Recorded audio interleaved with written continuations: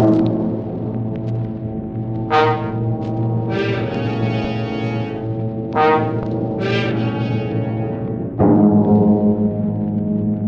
you upset with today's headlines? Worried about the high cost of living? Want to get away from it all? CBS offers you Escape.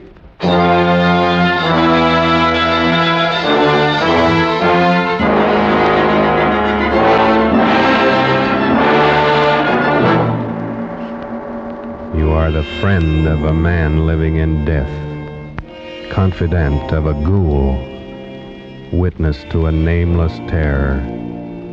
You are a guest in the House of Usher. The Columbia Broadcasting System and its affiliated stations present Escape, produced and directed by William N. Robson, and carefully plotted to free you from the four walls of today for a half hour of high adventure.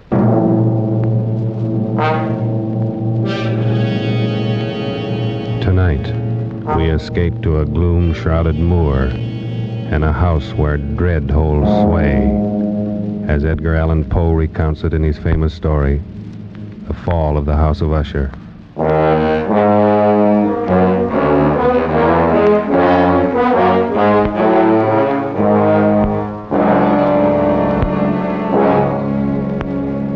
It is with some regret, but I believe advisable that I identify myself only as a friend of Roderick Usher. Certainly the last and perhaps the only friend of that unhappy man.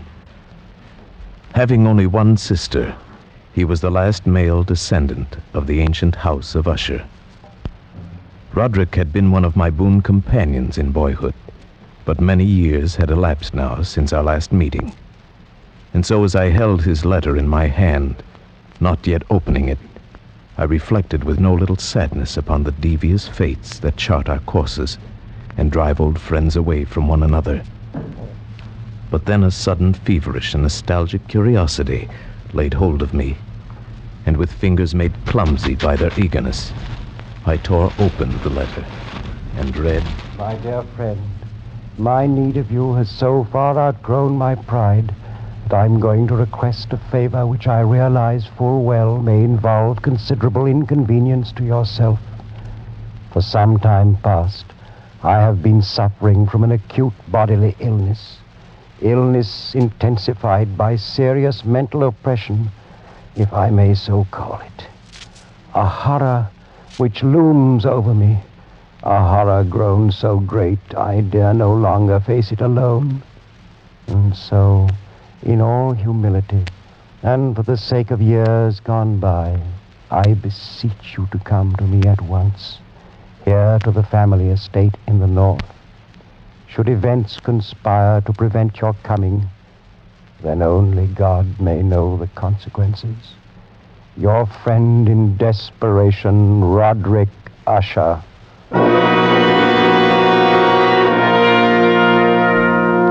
And so it happened that at the end of a dull, dark, and soundless day in the middle of October, I found myself as the shades of evening drew on, within view of the grim and melancholy House of Usher.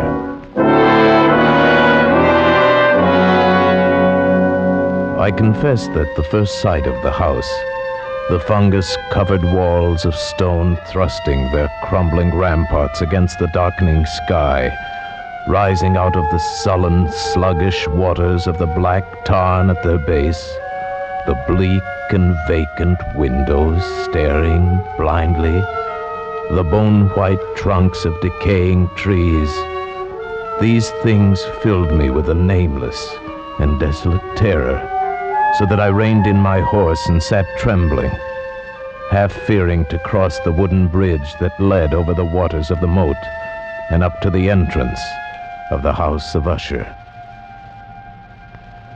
Then impatiently I shook off this strange feeling of dread, and was an instant later clattering over the wooden bridge and onto the courtyard. I dismounted quickly, tossed my reins to the silent lackey who approached, strode across the gravel and up to the massive wooden portal, the door of the House of Usher.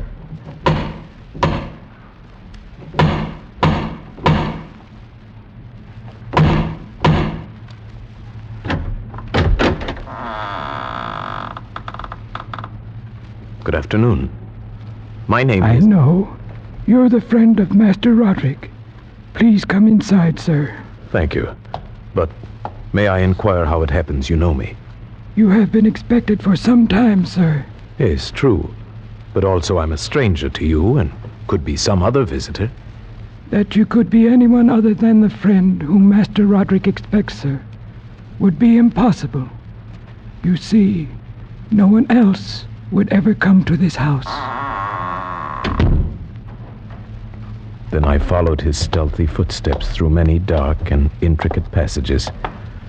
My earlier foreboding heightened and was made fearful by the somber aspect of the hallways by which we passed. The many unused rooms reaching out with their vast emptiness like some hideous jungle creeper. But at length, we stood before the door of the master's studio, and there the servant left me, departed and left me to go in alone. The man across the room, half reclining on the couch, his back turned toward me, did not hear the opening of the door. For the space of several heartbeats, I saw only the deathly pale and ghastly sunken features of a stranger. Then only with difficulty could I recognize, behind that mask, my boyhood friend. For surely, under light of heaven, no man had ever before so terribly altered in so brief a time as had Roderick Usher. Oh, my friend, you've come at last. Thank God you did come. Oh, Roderick, did you not know I would? Could you not be sure that no long years would ever dim the friendship we shared in youth? So many things have dimmed. Youth. It seems so long ago. But now you're here, and we'll relive it all over again, every glorious moment of it. And all these shadows, all these gibbering phantoms that haunt me, they'll be driven out. And then the sun will shine again, and we'll be young again and relive... Roderick! But forgive me, my friend. My excessive joy at the sight of you after so many years drives me into a frenzy of talk. How many years has it? No matter. It is enough that you are here, and brought with you all the happy days of my boyhood. But I'd expected from your letter to find you in serious straits indeed. Instead, you seem in the best of spirits. You have the right to know. But in all frankness, here in your presence, I find it difficult to credit importance to those things which only yesterday filled me with terror. True, I've been ill. A nervous affliction, something in the nature of a family weakness, probably. It has affected me with a morbid acuteness of the senses, such that quite often the least sounds and odors and colors become irritating beyond endurance. Then I've eaten but little, as you can see. But surely you've retained the services of a physician. A physician? Oh, yes, of course. He calls almost daily, though it is more often Madeline that he attends. You remember my twin sister, Madeline? For her I fear more greatly than for myself. Even today she's taken to her bed, and I have no doubt will never rise from it again. Oh, a tragedy. The sympathies of my heart go out to you. Oh, but leave it for the present. Leave it to dream of all those happy days we left so far behind. Everything will be different now that you're here. Do you remember when we were 12? But the happy forgetfulness which Roderick found in my coming was short-lived, and in a few days he had sunk into a morose torpor, from which only occasionally with frantic difficulty could he reach the joy of our first few hours of meeting. More often his mental apathy was broken by bursts of vicious temper and violent ill humor, fits I could only excuse on the basis of his illness. And that illness began in my mind to assume a most mysterious character. Being unable to divine its true nature from Roderick's hesitant offerings, I took the liberty of questioning the physician a few days later when I chanced to encounter him in a hallway. Yes, she's resting as well as might be expected. But she continues to decline. Is that not correct, Doctor? That would seem to be the case. And, the malady, the illness which has stricken her, is it the same as that which affects her brother Roderick? I may venture that it is. Might I inquire the nature of this illness? As to that, I am unable to say. You imply, then, that I have no right to the information? Not at all. I am confessing to you quite simply, sir. I do not know what afflicts Madeline and Roderick Usher.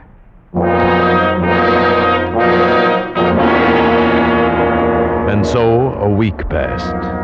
A week in which the sullen, leaden skies darkened into deeper oppressiveness, in which Roderick's deathly pallor and creeping mental dissolution grew more apparent. A week in which the monstrous atmosphere of this ancient mausoleum began to crawl insidiously within my own consciousness, stirring into life a formless, unknown dread. Then one evening, we were sitting in the vaulted studio, while the first shadows of night began to flow together into pools of darkness. Roderick had been unusually troubled during the day, and had been trying to find some solace by playing on the violin. Of a sudden, there came a knock upon the door. Stop it! Stop that infernal pounding, do you hear? Do you wish to drive me completely mad? Open the door and come in, come in! It's the doctor. Well, what is it? What do you want? Master Usher, I regret that I must say this, but it is my sad duty to inform you that your sister Madeline is no longer living. Madeline, my sister. Then she's dead? She breathes no more. Dead? And perhaps, my dear doctor, you can tell me what caused her death. Unfortunately, I can only take refuge in the term heart failure. Heart failure? Yes, of course. Very well, Doctor. If you'll be kind enough to wait, I'll come down directly and discuss the arrangement. At your service. I bid you good afternoon, gentlemen. Roderick, I assure you of my deepest sympathy. You do. Your deepest sympathy. The doctor regrets his sad duty. Are you fools, both of you fools? I don't understand. Haven't you seen it yet? Can you not feel it about you? The horrid, monstrous, brooding spirit of this accursed house. Can't you hear its evil laughter as it lurks in the hallways and grows fat upon the soul? My dead sister. Roderick. Can't you see that it matters nothing to me that she's dead? That I myself walk but a few steps behind her into the same shadows of hell? Can't you sense those hideous tentacles even now reaching out for me? For me, who now the last living, if it be living, the last living descendant of the accursed House of Usher.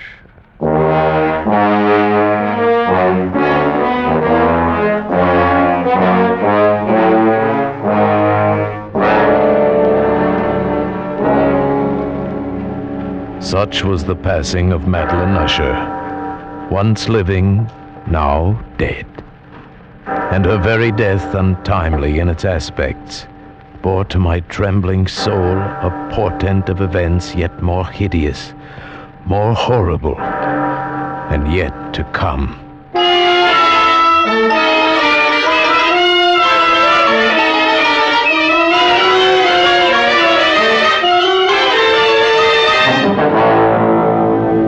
At a later hour of that same sad night, Roderick came into my chamber to voice an intention so morbidly unnatural that for the moment I could only feel that his tottering reason had at last failed him entirely. Then you refuse?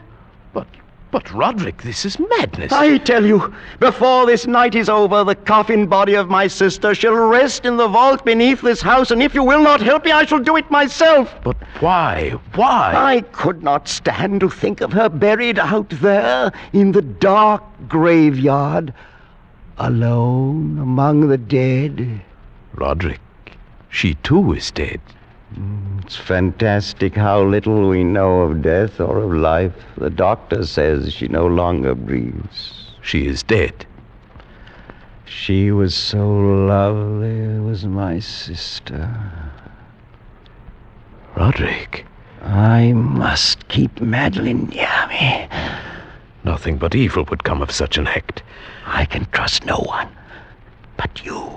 Not even the physician himself. He hates us because he can't discover what it is that kills us. Even he might steal the body of my beloved sister, that he might learn our secret. You understand, don't you, my friend? Yes, Roderick. Yes, I understand.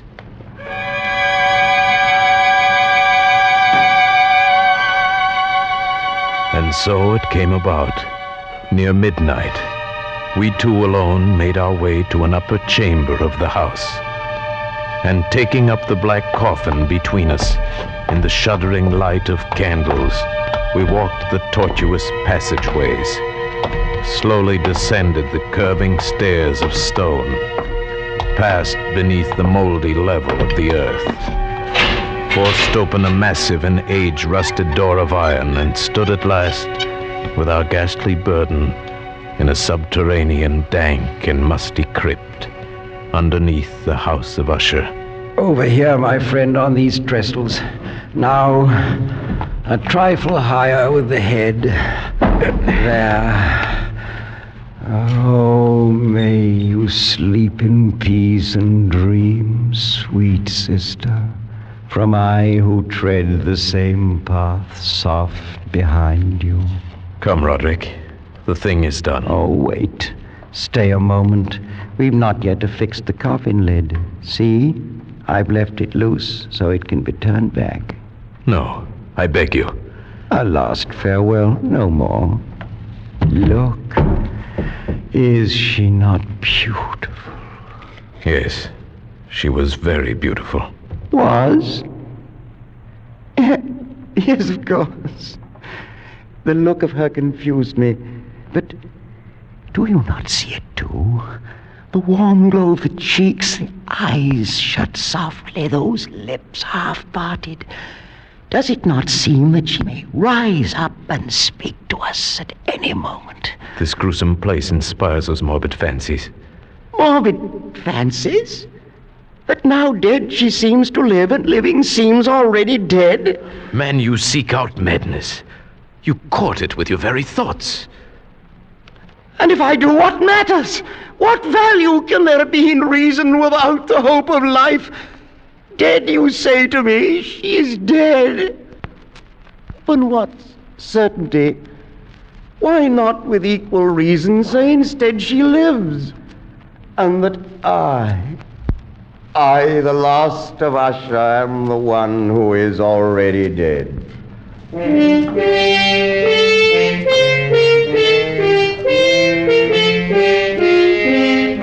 I prevailed upon my friend at last to leave that mournful place. And so with grim finality we secured the ebon lid, took up our flickering candles, and departed from the crypt, leaving it alone with its darkness and death. The ponderous portal closed behind us, and then my soul for one brief instant felt the dread and awful meaning of eternity.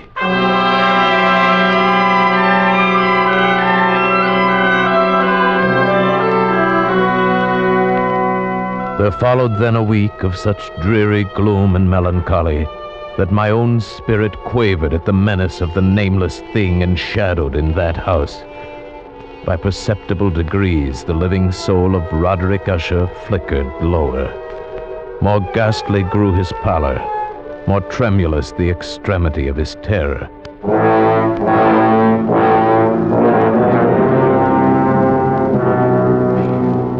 The 8th day following the death of Lady Madeline fell upon the last day of grim and gray October, and brought with it, as the curtains of night descended, the fitful breath of a rising tempest, uneasy gusts of sodden rain, and the sound of sullen thunderous rumbles born of the dim flares of sheet lightning somewhere behind the lowering pall. I retired at a late hour, but found sleep impossible. At length, overpowered by some strange presentiment of evil, I found my reposeful inaction no longer endurable. And so I arose, threw on my clothes in haste, and fell to pacing the floor of my darkened chamber. Then in one instant, a soft sound in the blackness froze my steps in paralysis of terror. The latch of my chamber door was being lifted from without. Who is it? Who is it, I say? It is I, Roderick. Oh, Roderick. What are you doing up and about at this hour, in pitch blackness? Wait, let me light the candles. No, I am quite used to darkness. I heard your footsteps and knew that you must be awake, even as I was. But can it be that you've not seen it? I don't understand you. I've seen nothing. Then stay. You shall see it, even as I've seen it for these past 2 hours. Wait. I'll throw open the casement window. There. Look!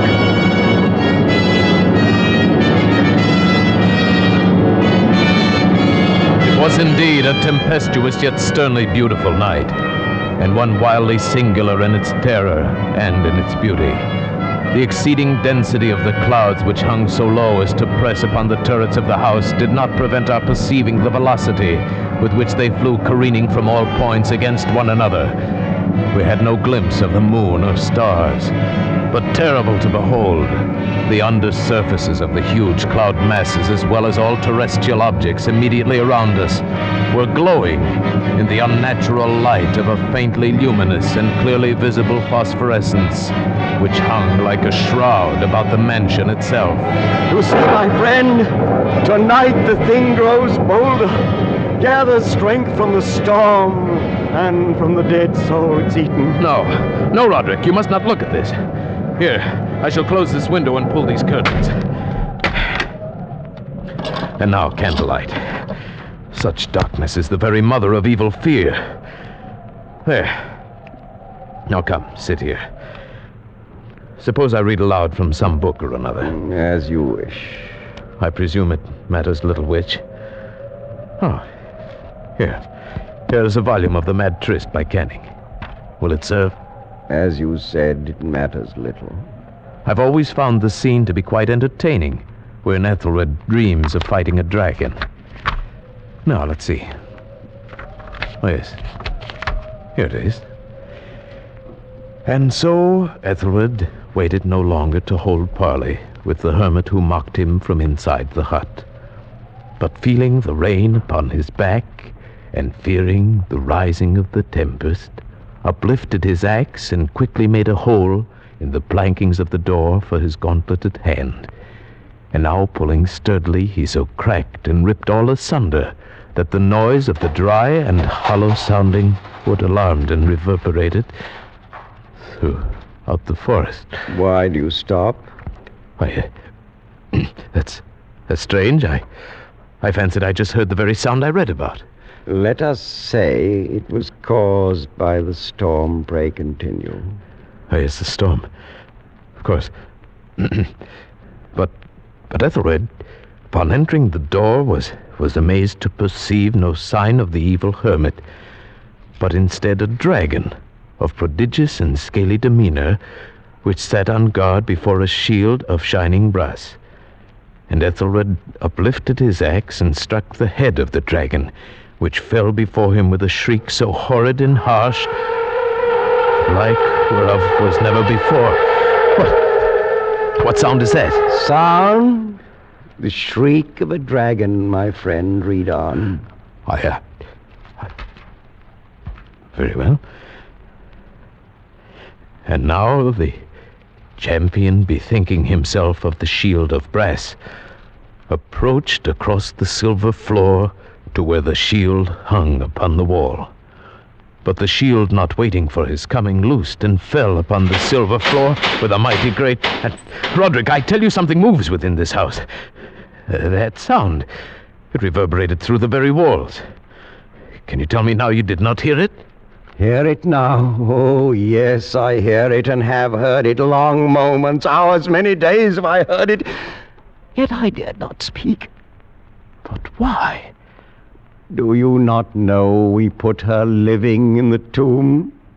I tell you now, I heard her first feeble movements in the coffin many days ago, and I felt then it mattered little.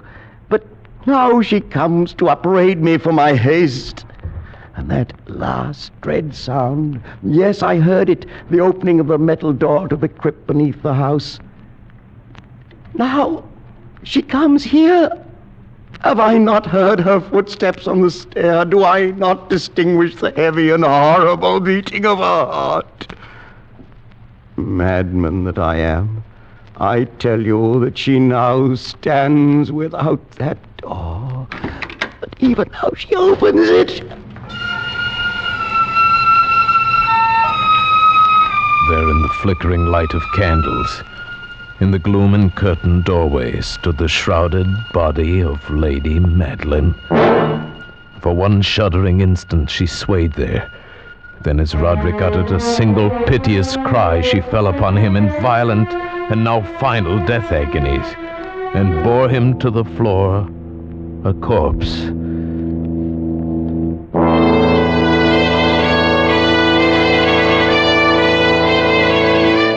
From that chamber and from that mansion, I fled aghast out the massive portal over the causeway into the night. Suddenly there shot along the path a wild light, and I looked back in heightened terror, for the vast house and its shadows were alone behind me. The baleful gleam came from the setting full and blood-red moon, which now shone vividly through a widening crack in the walls of the house itself, and even as I gazed, its vision opened rapidly. There came a fierce breath of the tempest. The entire lunar orb burst at once upon my sight. My brain reeled as I saw the mighty walls rushing asunder.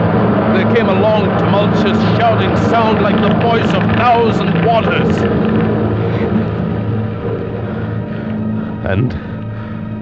And the dark, deep tarn at my feet closed sullenly and silently forever over the pitiful ruins of the ancient House of Usher.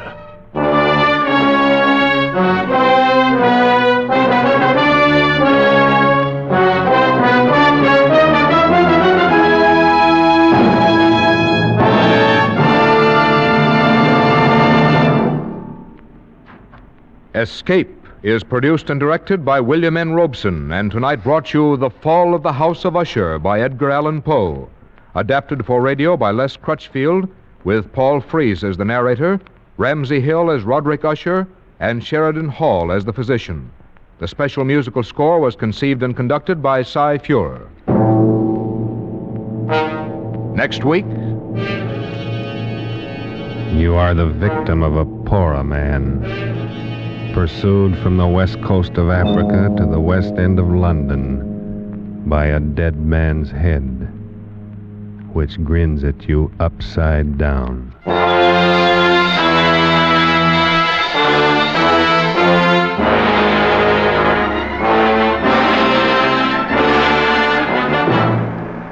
Next week, Escape, with H.G. Wells' gripping story, Pollock and the Poorer Man. Good night, then, until this same time next week, when CBS again offers you Escape.